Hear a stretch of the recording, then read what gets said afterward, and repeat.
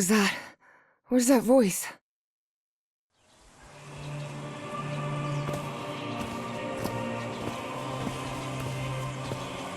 This is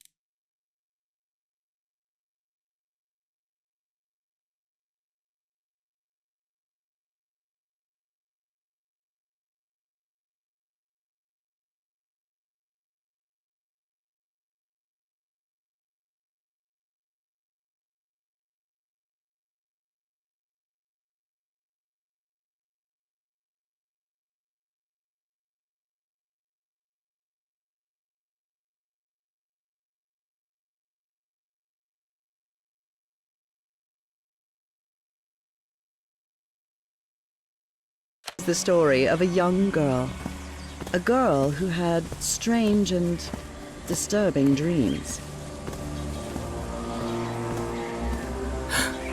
I know this place. I've been here before. This is the ancient stone city amidst the jungle.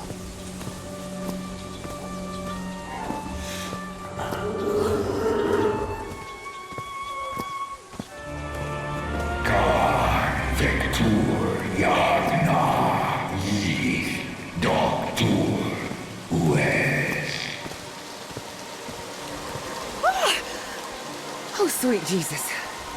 Okay, ignore him. Just ignore him. He's not gonna hurt you. Just keep going.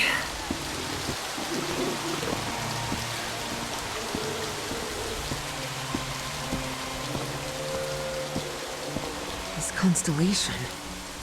Where am I? This is not the Earth. Car Vector Yagna Yith. Con Vector Yagna Yith. In other words, find a statuette and save my race.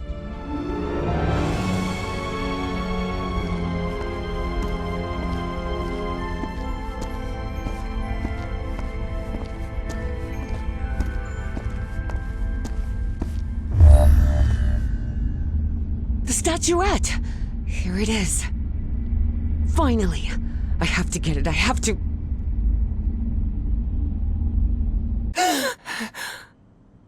This is the story of Evie Drayton. Quick. Before I forget. Where did I put my notebook? I have to write everything down. Looking for answers was part of Evie's observant nature and analytical mind. Her recurrent dreams began shortly after a period in 1956, when she'd completely lost consciousness. Oh, here it is. Evie's Nightmare Journal. Evie was worried that someone might read it. That's why she kept it locked away under that complicated padlock.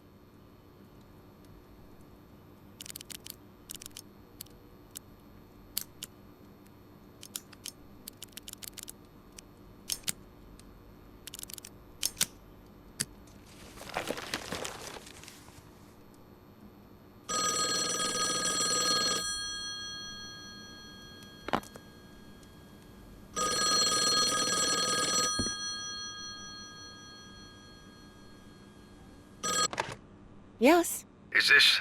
are you Evangeline Drayton? that's right. Who am I talking to? I am the Dean of Archaeology at Miskatonic University. I believe you wanted to ask me some questions, right? Yes, of course. It's a pleasure to finally meet you, Professor Meet me today at 6 p.m. at 5 Prospect Road, outside of Boston. Boston? That's almost a 2-hour train ride from Arkham. I thought Do you want to talk or not? Yes, of course. I'll be there. 6 p.m., Prospect Road. See you in a couple of hours, Professor. All right, I should get ready. There's a lot of information. Before leaving, Evie asked herself if she had finished gathering all the information in her room. All right, I think I've gathered what I need. As odd as it seemed to Evie that the Dean didn't meet her at the university, her need to know was stronger than her doubts. She was determined to attend the meeting. There, she would come across another protagonist in this story.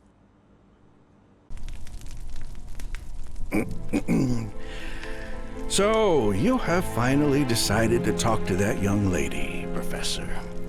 Yes.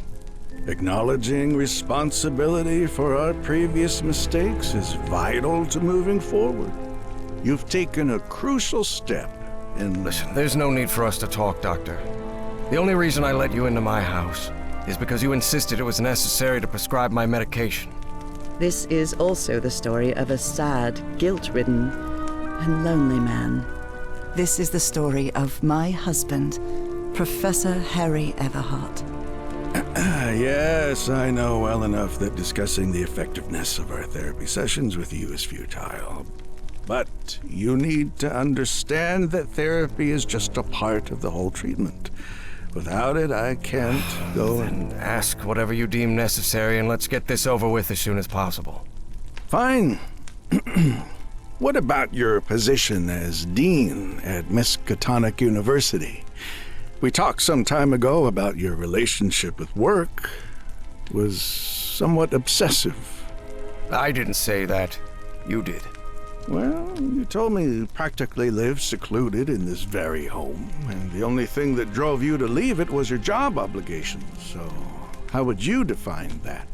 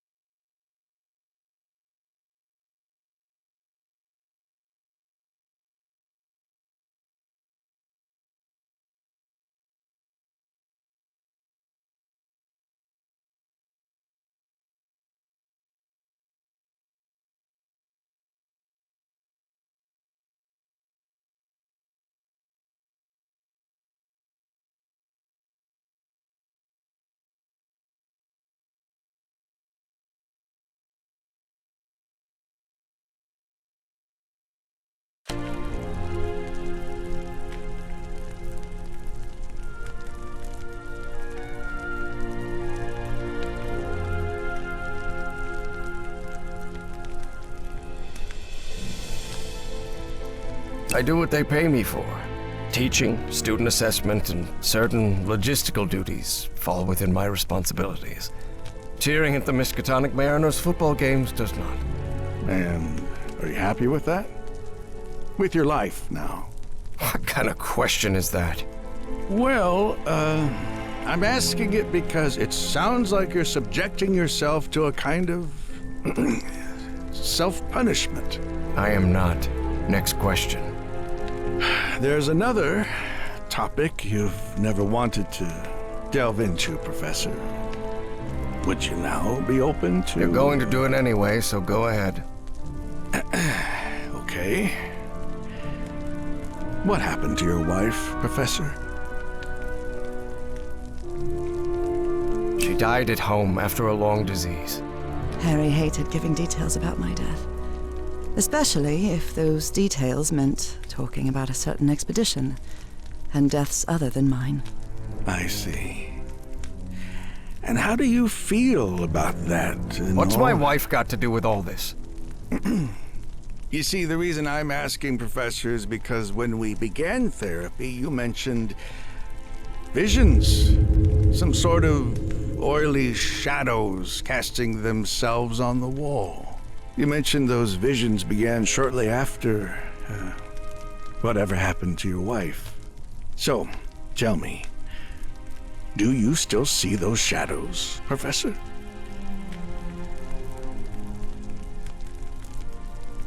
No, not since I started taking the medication, at least. Harry had tried everything, and none of it worked. Not even the medication that helped him sleep could take away those oily shadows. But he kept it to himself. Listen, there is something different I want to try in today's session. I believe hypnotherapy might... Don't even think about it. Hypnotism is a scam. Professor, with all due respect, I believe you're mistaking mesmerism with hypnotism. Even so, if you want me to prescribe the... You won't give me my medication unless I submit to your quack experiment, is that it? Well, I'm deeply sorry you see it that way, Professor. But I need you to trust me in this. Then go ahead. Wave a pocket watch in my face if that's what you need to do. There's no need for pocket watches, Professor. The sound of a metronome will be more than enough. I need you to relax and free your mind. And think of something pleasant. A fond memory, if you will. Something that took place here, in the Everhart Manor. A fond memory? In this place? It wasn't easy for Harry to find a fond memory in the same manor where he had spent an extremely unhappy childhood. Maybe. Maybe. December 1930. The last Christmas my wife and I ever spent at Everhart Manor. She insisted on coming, despite my parents never approving of our marriage. But that was the kind of person she was. Interesting. Tell me more about it, Professor Everhart. Every time I gave her a present, I prepared a little scavenger hunt. She loved it. She loved solving my stupid riddles. As you may have noticed, this story has more than one protagonist. And though I am not one of them, I believe I, Nora Everhart, play a crucial part in it. Can I open my eyes now, Harry? Not yet. We're almost there. Let me open the door and... Now, open your eyes. Look what you've prepared. It's another one of your scavenger hunts, huh? Of course, old pal. Now, if you want your present, you'll have to earn it. Can I use my journal to write down clues? Well, technically that's against the rules, but I'll turn a blind eye this time. You're so kind.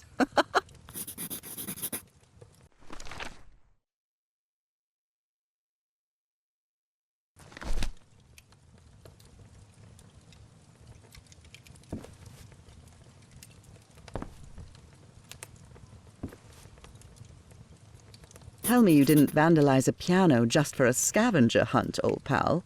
Nora, who do you think I am? It's just crayon.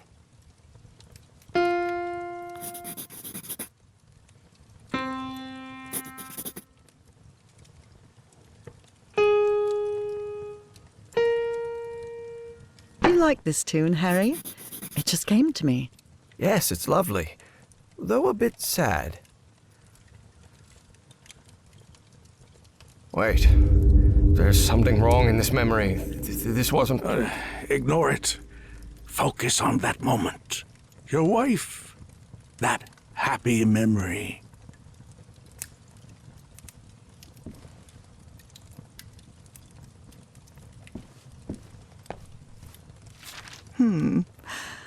What are you up to now? Oh, boy, what a drawing.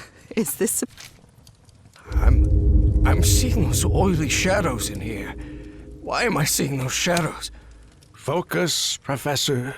Keep remembering. I wonder what my darling husband is keeping locked up in here. You'll have to put that brain of yours to work to find it.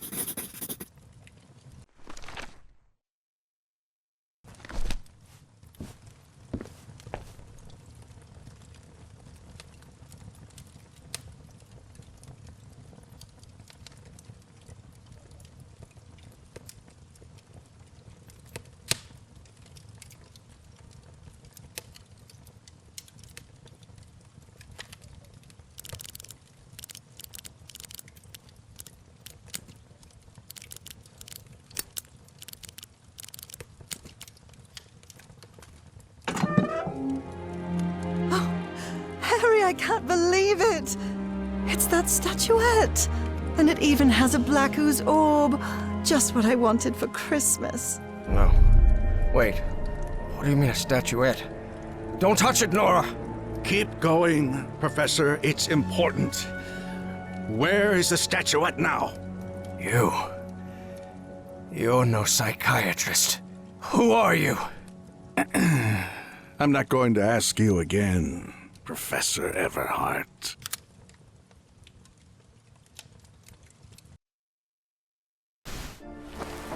Shortly after Harry's peculiar hypnosis session, Evie finally arrived at Everhart Manor. Prospect Road 5. Here it is. Professor Everhart. It's me, Evangeline. Wait. What is going on here? Professor? Is everything all right? Most people would have turned away and left, but not Evangeline Drayton. She had been waiting for months to talk with the professor.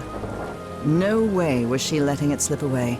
So, she decided to climb over the walls of the Everhart Manor.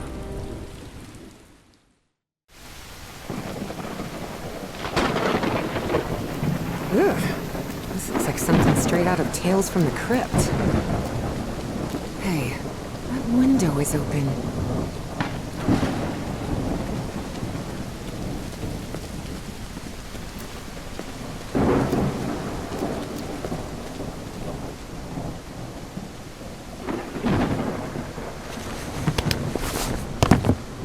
Professor Everhart. It's me, Evangeline.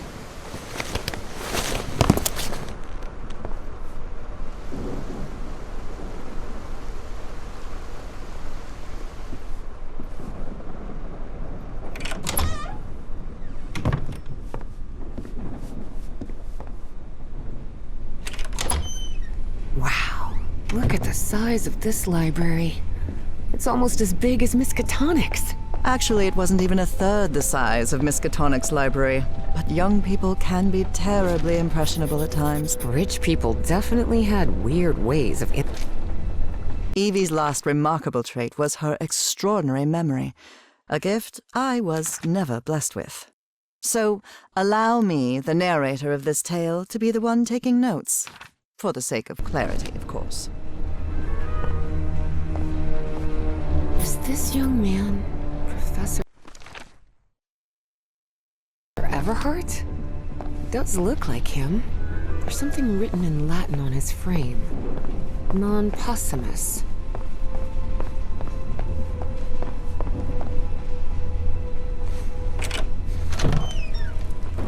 This must be the professor's office. Books in different languages. Spanish, Italian, German, Latin. Looks like one is missing.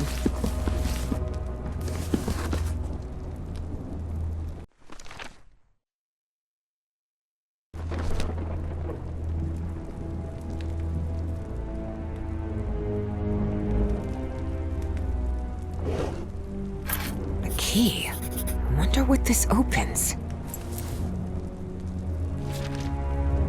Nora and Harry.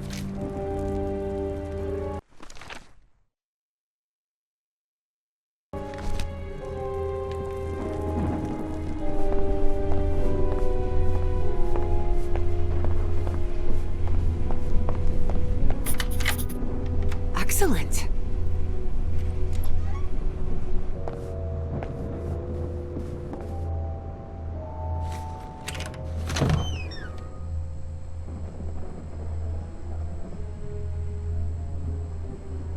A ripped canvas. The man's definitely a dead ringer for the professor.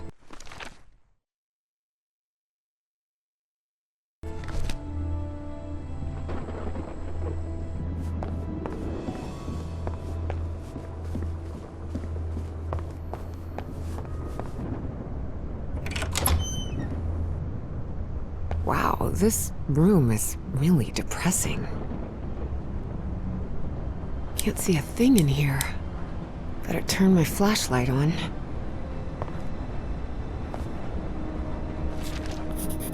Looks like a memorial of some kind.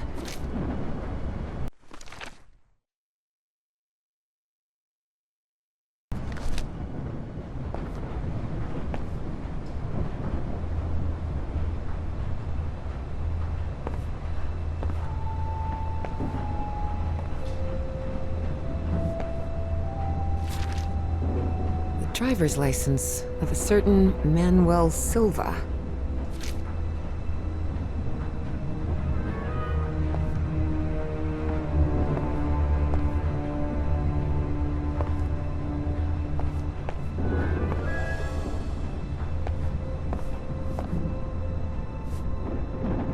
Someone has ripped the canvas. There's a Latin inscription in its frame. Providere debemus.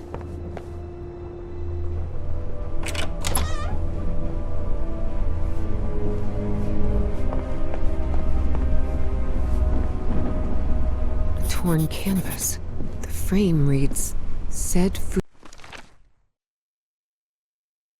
futura.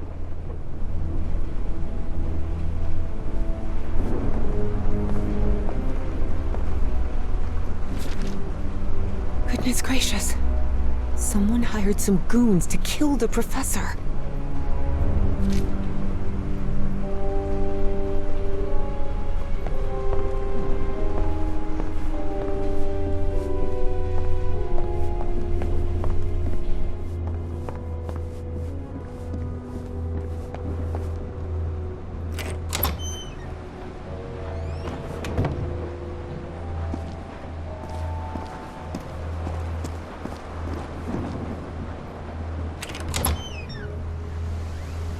Good heavens above, would you look at the size of this place?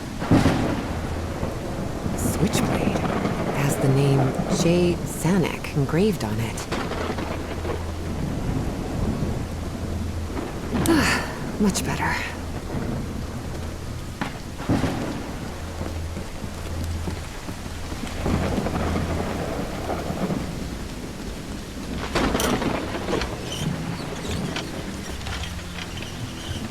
Looks like there's a symbol carved into that bucket. Is that a fish?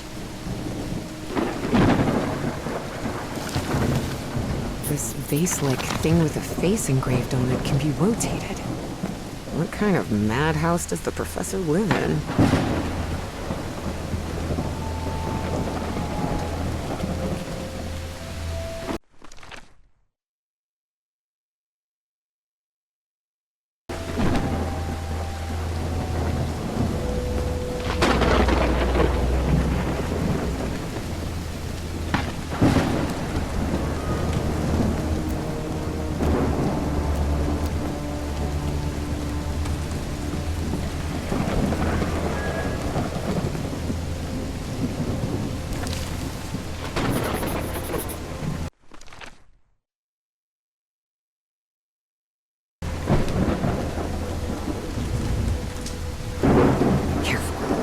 Stone staircases.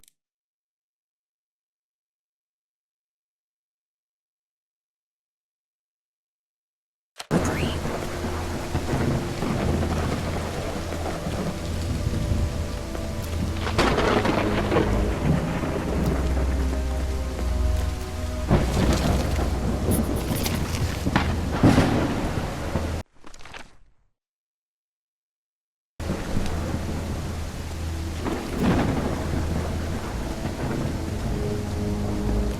What kind of a door is this?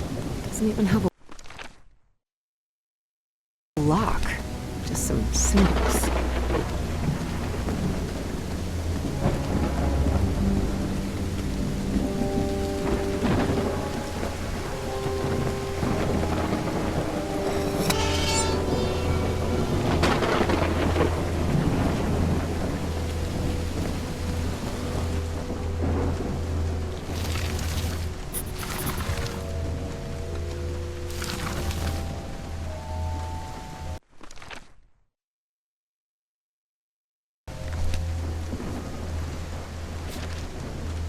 Hidden room?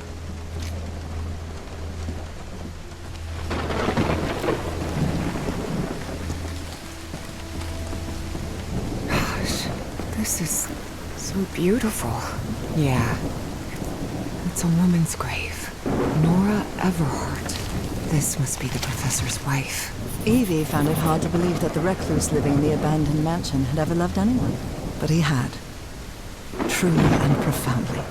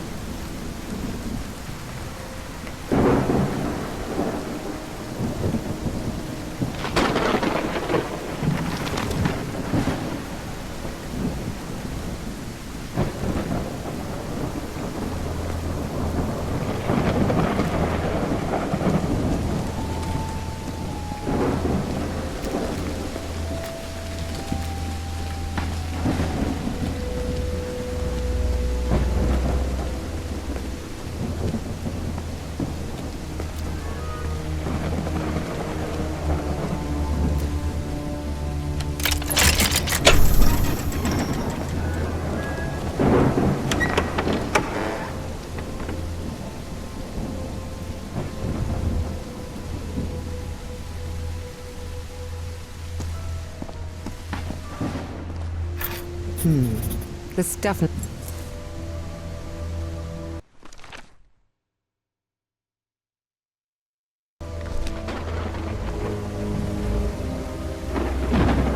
Loving memory of our firstborn son, John. Oh dear.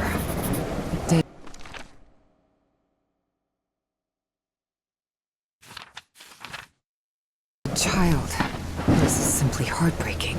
The inscription on the frame reads, Praeterita mutare. Harry rarely spoke of his brother John, mostly because he had never known him. The boy had died years before Harry was born. Still, he believed that tragic... Now it's open.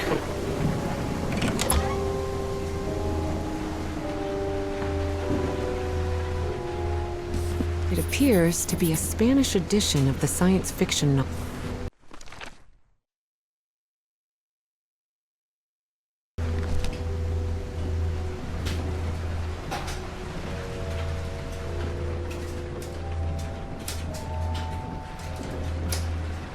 These are so pretty.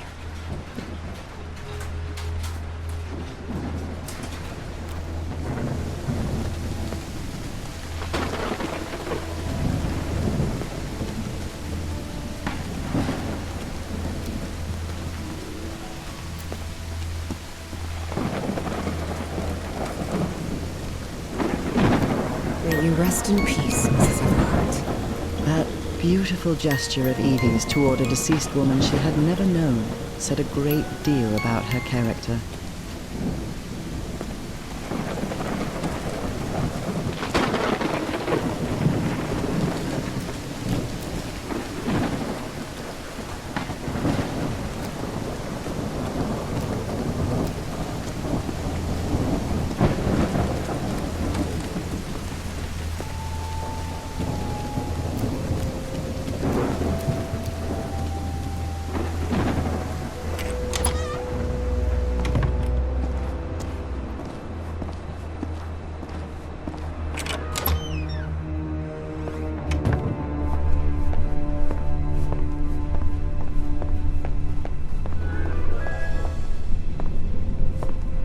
Dyer was my applied geophysics professor.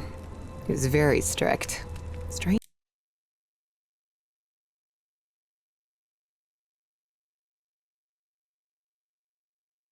character.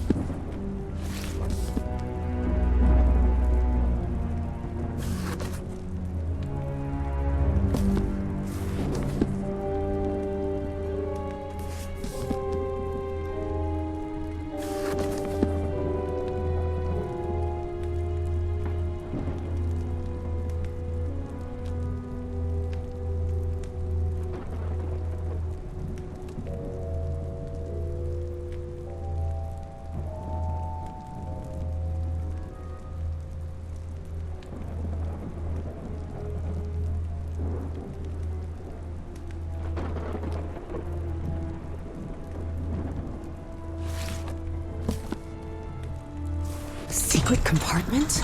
Evie had never been good with languages, least of all a dead one like Latin. Even so, she managed to grasp the general meaning of the phrase. We can't change the past, but we must anticipate the future.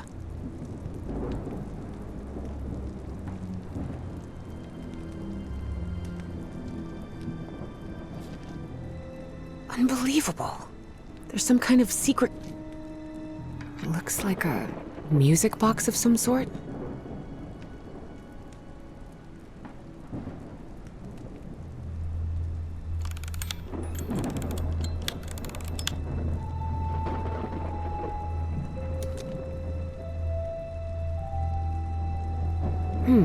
It doesn't make any sound. Maybe it's broken.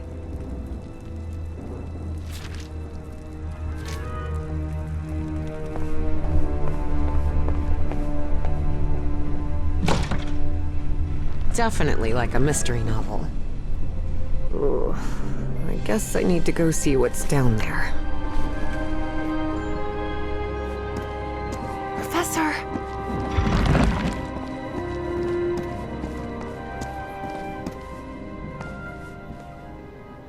Professor! Professor! What happened? He's knocked out cold. The statuette's broken. And the sphere. Shattered to pieces. I wonder if I... No! Don't touch it! Don't touch it.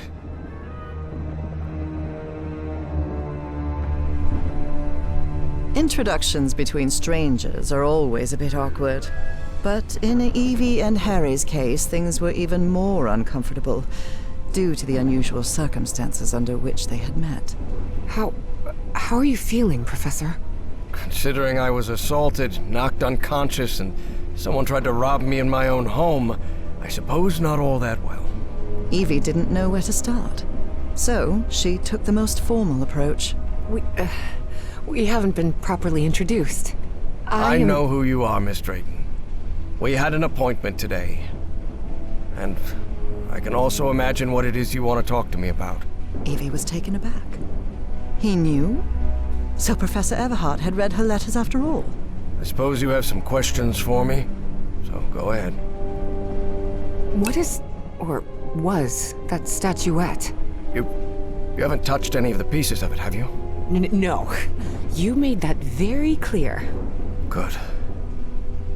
Because that black orb is made of... Harry thought of telling her the orb contained the blood of an elder god that came from beyond time and space. But he chose not to frighten Evie for now. a very dangerous substance. Dangerous? What do you mean? Is it toxic? Worse than that. I've seen people lose their sanity and their health just by coming into contact with that substance. I read in a Herald article that the statuette was found in an excavation in Virginia. Is that correct? Yes. In the caves near the Rappahannock River. It was led by a professor from Miskatonic, right? Paisley or Presley? Nathaniel Wingate Peaslee. Yes, Peaslee. Do you think it would be possible to speak with him? No. He passed away a few years ago. Of natural causes. Or so I hope. Statuette is in pieces. What happened? I destroyed it. You destroyed it? Yes. It was better than letting it fall into the wrong hands. Evie felt frustrated. After all the effort it had taken to get Professor Everhart to agree to talk with her about that statuette. And on that very day, that curmudgeon shattered the relic into 1,000 pieces. Who's responsible for all this? For the robbery? Dr. Frog in the throat. Who? My psychiatrist. Or so I thought. I never should have brought him here. I've been too careless. I thought the statuette was in the Miskatonic archive. Yes, well, I brought it here for a research project I'm working on. About ancient civilizations. Harry couldn't come up with a better excuse than that. Because I've hidden it in my own house to keep prying hands from succumbing to the terrifying powers of the Elder Gods sounded infinitely worse. But there has to be more, right? More of those statuettes. I really doubt it. Are you sure? Because I'm convinced of it, Professor. And why are you so convinced of that? I've seen them. In my dreams. What are you talking about? Dreams about strange and ancient artifacts brought Harry bad memories. For personal reasons. My dreams. I mentioned them in my letters. You remember? So, I've long dreamed of a place. It's an ancient stone city, hidden in the jungle, from prehistoric times. And there are more statuettes like that one, all holding those black orbs. Miss Drayton, you better forget about... So, if Peasley found that statuette in Virginia, maybe there could be more there. Listen to me, Miss Drayton. Maybe in those caves I could find more... Enough of that! How could you be such a fool? Haven't you listened to a single word I've said? Don't you ever think of going near that cave in Virginia. Professor, you can't be serious. I need answers. Of course I'm serious! I forbid it!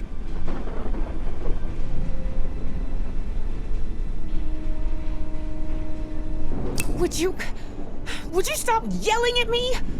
Grumpy old jerk! Look, I don't know who you think you're talking to, but nobody speaks to me in that tone. And what have I done to you to be so mad at me anyway? Because as far as I know, if it weren't for me, I'd still be locked up behind that fireplace. So you can talk to me till you're blue in the face, but you're not going to forbid me from going anywhere. Do you understand me? It had been years since anyone raised their voice at Harry, and for the first time in a long time, he felt that an interaction with another human being had been authentic. Perhaps not very enjoyable, but authentic nonetheless. That fireplace can be opened from the inside, Miss Drayton. Oh, well, But even so, I owe you an apology. You've taken quite a risk without even knowing me, Miss Drayton. So, thank you. all right. Apology accepted. You're completely determined to go to those caves, aren't you? Yes, absolutely. You're right. I can't stop you from going to Virginia. But how do you plan to get there from Arkham? Well, I don't know. I hadn't really thought about it. I don't think there's a regular bus service, is there? No, there is not. So here's my proposal. I'll go to Virginia with you. I'll take care of all the expenses, don't worry. If there's one thing I have plenty of, it's money. All I ask in return is that you please follow my instructions while we're there. And be very careful. We'll look for whatever it is you want to find there, and then we'll leave. Agreed, Miss Drayton? Yes. Thank you so much, Professor. And don't worry. I promise I won't get in any trouble. Harry couldn't help but doubt that Evie would keep her promise. But even so, he immediately liked that sharp-tongued and stubborn girl. Which made sense. Harry had been a good friend of Evie's father, after all.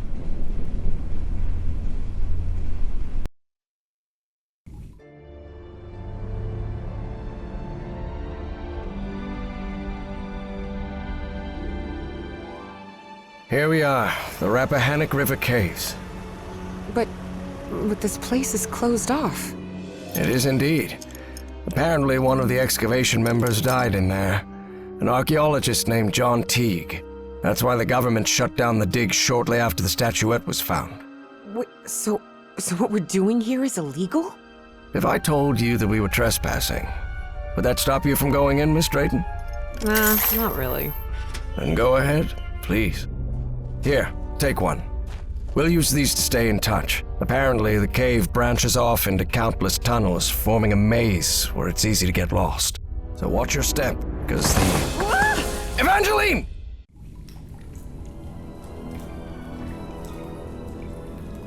Miss Drayton! Miss Drayton, can you hear me? Are you all right?